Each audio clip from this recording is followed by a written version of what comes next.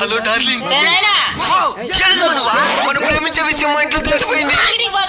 వస్తాను మనం ఎప్పుడు కలుసుకుంటేనే అర్జెంట్ గా ప్లేస్ వచ్చేస్తా. అర్జెంట్ కాల్ మాట్లాడుతుంటా నువ్వు వచ్చేసిరా. ఇప్పుడు నువ్వు ఎక్కడున్నావా? నేను ఇంట్లోనే ఉన్నాను.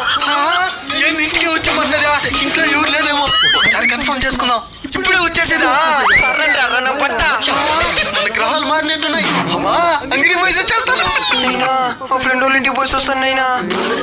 బయట వెళ్ళి కొన్ని కావాలి పోతావా? గురి ఎత్తుకుని బా.